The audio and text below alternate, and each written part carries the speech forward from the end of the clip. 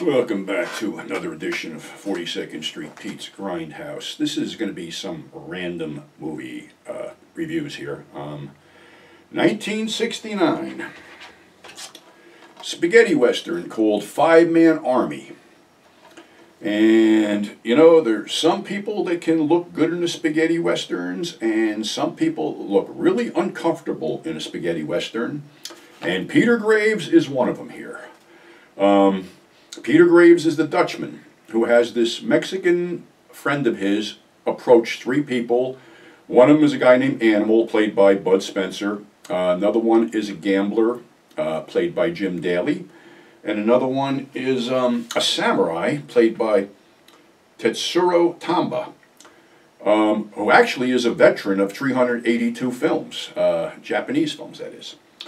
Anyway, this guy walks up to these three people and says, "The Dutchman wants to see you, the Dutchman wants to see you." The Dutchman, what was Peter Graves' character in Mission Impossible? Phelps.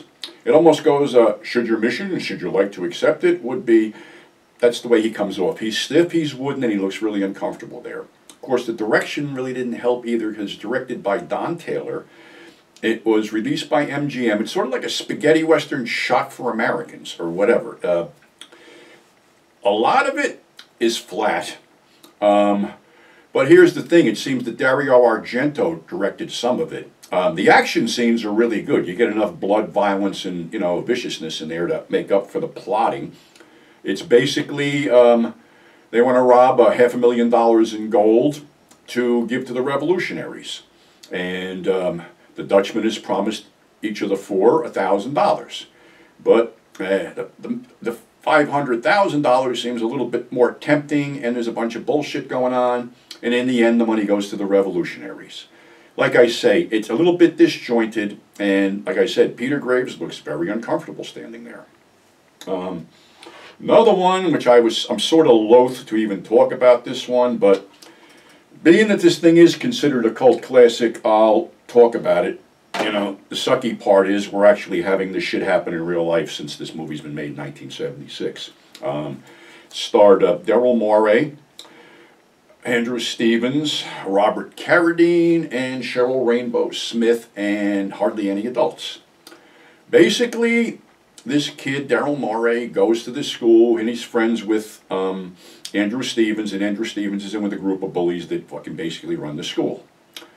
Well, he wants to get David, as the character is, into the group, but David isn't a bully and isn't a jerk-off. So to fuck with him, he's also a long-distance runner, a track star, or whatever. He's working on this car, and the guys walk in and basically drop the car and break his fucking leg with the jack. So now it's revenge. And one guy's a diver. He makes sure the guy dives headfirst into an empty pool. Another guy basically rides his van or pickup truck off a cliff where it hits the ground and bursts into flames. I guess that was a design flaw with a lot of 70s vehicles, that if they hit something, they burst into flames. Because have you ever seen a 70s action film where a 70s car didn't just bump into something and burst into flames? It's terrible. Terrible craftsmanship. But anyway, after the bullies are wiped out, the very people that were being harassed all of a sudden turn into bullies.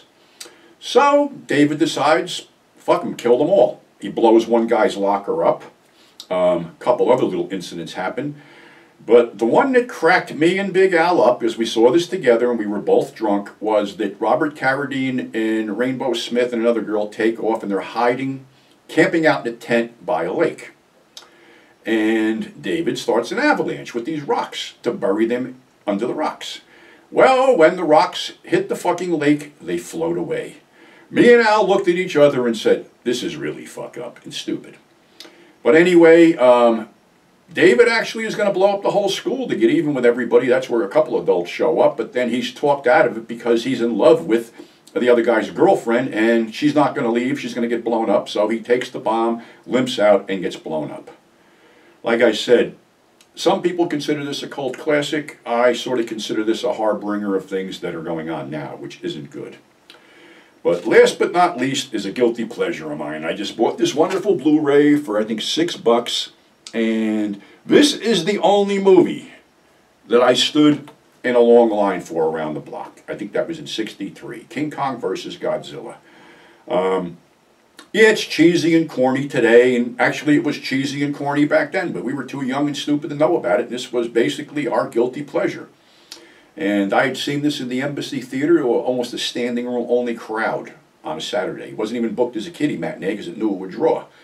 So I had to be 63, I had to be like 11 years old when I saw this, and I thought it was the greatest thing since whatever. And even though they remade it where it basically looks, you know, the computer generated thing sort of looks like a wrestling match between two CG monsters, it's not as good as this one. This one's a lot more fun. So that's our show for today. Thanks for tuning in. Thanks for subscribing. And above all, stay safe. And we'll catch you on the flip side.